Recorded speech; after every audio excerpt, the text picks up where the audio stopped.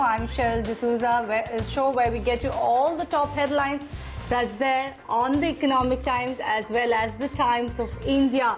But before I get on to the top headlines that are there on the papers, here's a quick note for all of our viewers who have been hearing the rumors that the newspapers are not safe. Here is a caveat coming on the Economic Times saying that the newspapers are indeed safe. There's no need for any of our viewers, anybody to worry about the newspapers. They go ahead saying that the public health specialists have actually said that the fears about newspapers not being safe are totally unscientific and there is no rationale to it. They also go on to say that the presses follow stringent hygienic protocols as well as the distributors use all the safety measures in order to avoid any contamination. So there is no need to worry about the newspapers. Economic Times also says if you're not receiving your copy of the Economic Times, then call your delivery agent or vendor or log on to www.wantmypaper.com. So definitely go ahead and do that, the first thing. But before that, I'll take you through all the top headlines that's there on the Economic Times. And let me start off with the main story, and that is factories to make a muted start on back of the subdued demand. That is the top story that's there on the Economic Times. What are the other headlines? Let me take you through that as of now. The next headline that's there as the top story on the Economic Times, and that is the liquor stores may face dry days ahead. Moving on, you have the infra spending MSME package that is going to come. That's the word coming in from Nitin Gadkari, who is the Transport Minister as well as the MSME Minister. You have the e-commerce players that may take time to steady their cart. Remember, non-essential goods are still not allowed to be delivered in the red zone areas. You have originating states that are going to ask for issued medical certificates. This is basically for the migrants coming in for the interstate movement. You have Maharashtra government that has allowed limited activities outside the containment zones. You have blackout threats that's looming as the DISCOM's collections have petered out. NBFCs are now eligible for moratorium. That's the word coming in from the Reserve Bank of India, a relief coming in for NBFC sector as well.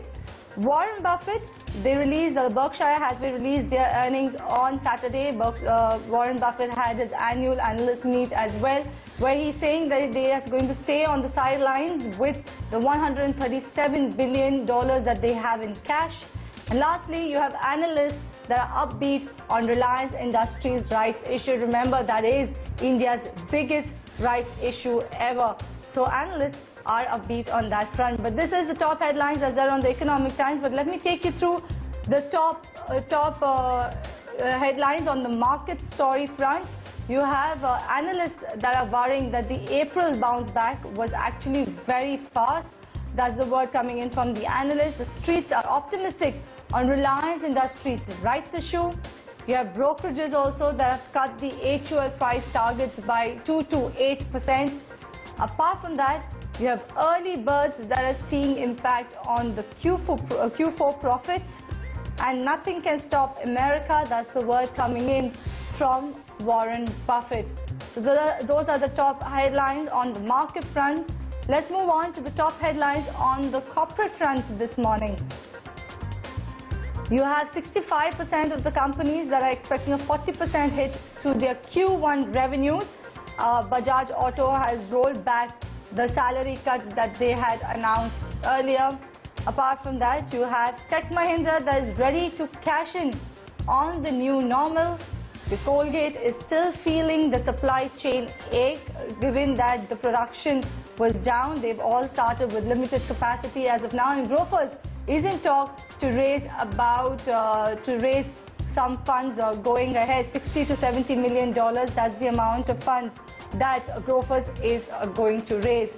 But let's get on with the top story and the lead story that is there on the Economic Times, and that is the muted start for the factories. If you see the top headlines right here, that is the factories will make a muted start on back of the subdued demand. The companies are facing supply chain as well as dynamic zones challenges.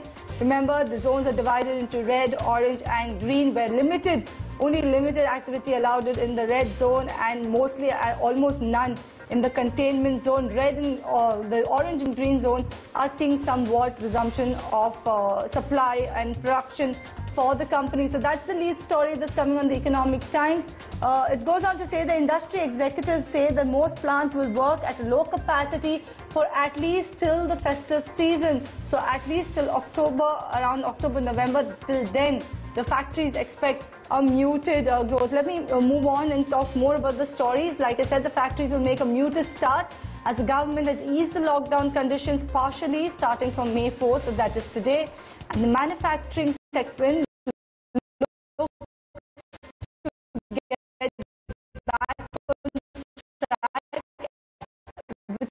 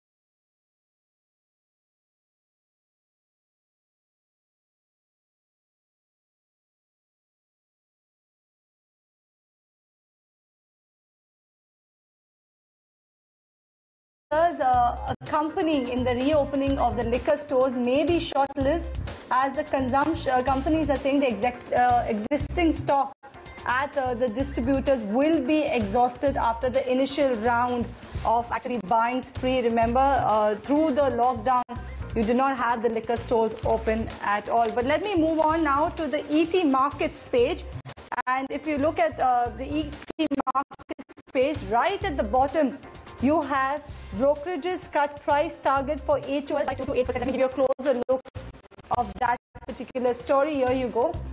The brokerages are cutting target prices for HUL by 2 to 8%. They're saying we're going to wait for a better entry point for that particular counter. Remember, you had HUL come out with its earning on Thursday, post-market hours. But to talk more on this, the earnings and why such kind of outlook coming in from brokerages, my colleague Winnie is standing by. Good morning, Winnie. Take us through what the analysts as well as the results for HUL were like.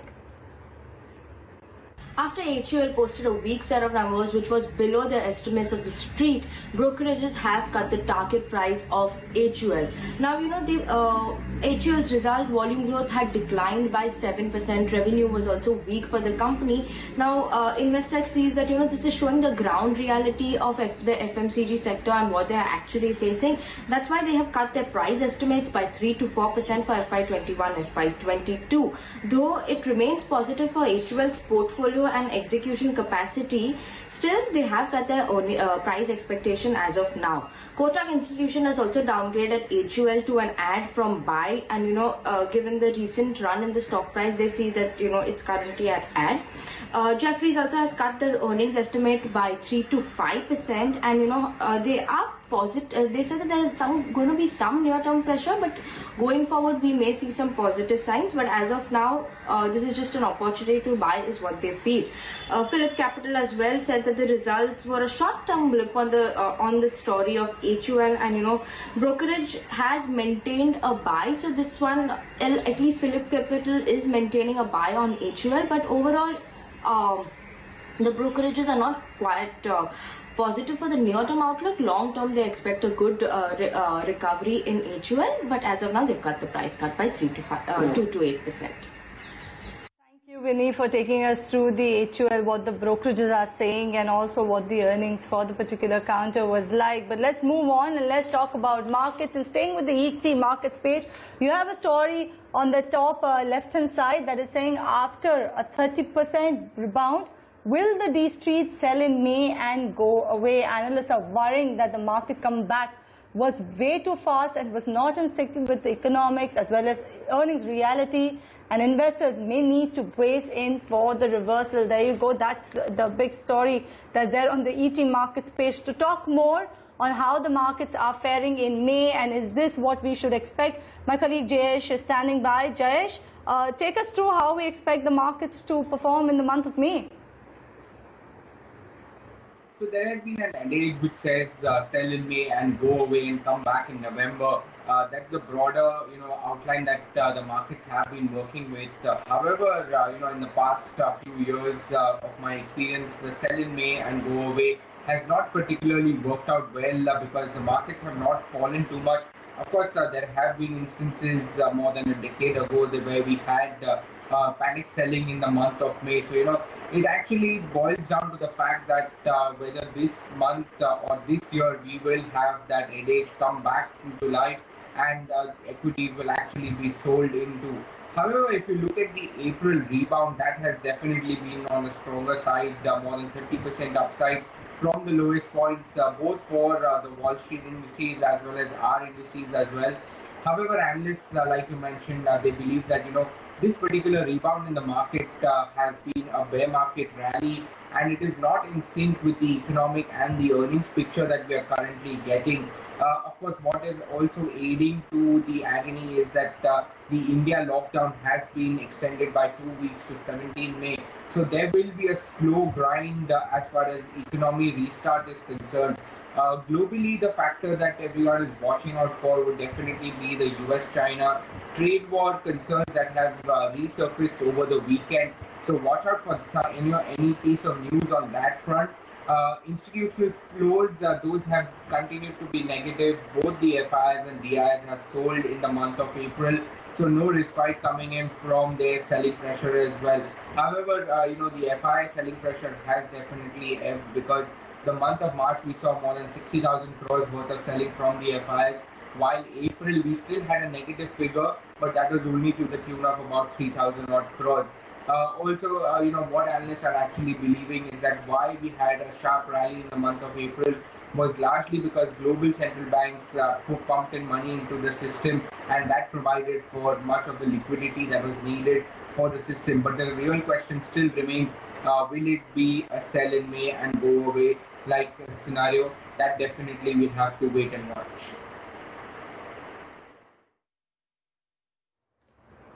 All right, Jayesh, thank you for taking us through that particular story that's there on the Economic Times market page that is saying that after 30% bounce, will the D Street sell and go away in May? But let's move on and let's go on to page number 6 of the Economic Times. Give me a moment while I actually flip the page for you. And here you have a story that's talking about Reliance Industries rights issue. Remember, on Thursday, when Reliance Industries came out with their particular earnings, they also announced a rights issue, India's largest rights issue. And to talk more on the earnings, to talk more on the rights issue, what are the contours of that, we have Ajay standing by with us. Ajay, take us through RIL's rights issue. For now, analysts are saying that the rights issue is expected to sail through, but what are the details of the rights issue, Ajay? Well, Reliance Industries' rights issue was also announced with the numbers, and this is at 53,000 crore, the country's largest rights issue offering till date. Last year, we did see other big companies like Vodafone and Bharti Airtel also announce 25,000 crore worth of rights issues. But if you go a couple of years back, Tata Steel, Piramal, many companies have been doing big rights issues, but nobody has done such a big offering of 53,000 crore, half of which will be promoter shareholding, so hence they will be applying for 25,000 crore plus. For every 15 shares which you are holding, you can apply for one share of rights at 1267 rupees a piece. So that will lead to anywhere close to 6 to 7% as far as dilution is concerned. But when we spoke to a lot of analysts on the street, the message which the company is actually giving when promoters themselves are putting in such a large sum into the company in order to take the company debt free in that direction till March 2021, it is actually giving such a big confidence to shareholders. We also tried to speak to company and big shareholders who probably would not want to apply. Up till now, the kind of feedback which they have got from most large shareholders that everybody would be applying for it, barring some retail. Otherwise, too, they have given out a message that whichever large shareholder doesn't apply for rights, the promoters will be applying on their behalf. So promoter commitment is very high in this one. But if you look at it, one of the records being set once again by Reliance Industries through this rights issue. All right, so that is all about Reliance Industries rights issue, but let me take you through the top headlines on coronavirus that is there on Times of India. And to begin with, in its biggest one-day rise, Dharavi sees 95 new cases, and that is the top headline on Times of India for coronavirus. Let me take you through what are the other headlines that's there on Times of India on coronavirus. One is time to reopen big and have to live with coronavirus. That's the word coming from Delhi Chief Minister Arvind Kejriwal. Is saying time to reopen Delhi and have to live with coronavirus. Moving on, the next one, you have a story coming in from Punjab where the cases have risen 2 times as the pilgrims have come back from Maharashtra. You have center that will deploy teams in most of the hit districts. That's another top story on the coronavirus that's coming in from the Times of India. And moving on, you have Greater Mumbai, that is the worst city hit with coronavirus. So that is the top 5 headlines coming in from the Times of India on coronavirus. One, that is the biggest one-day rise in Dharavi at 95 new cases. And also Greater Mumbai is the worst hit city in coronavirus. So that is the top headlines that's coming in from Times of India on coronavirus this morning.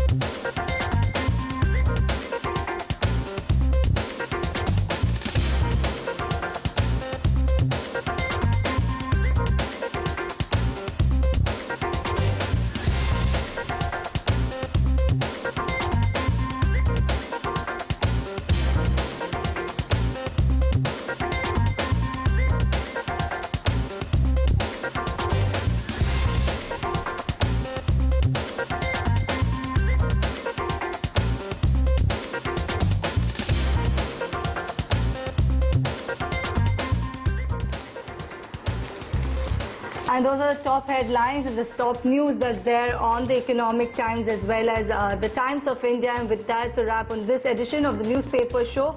See you tomorrow. But before we wind up the show, there's a special segment for the news for the hearing impaired. Listen.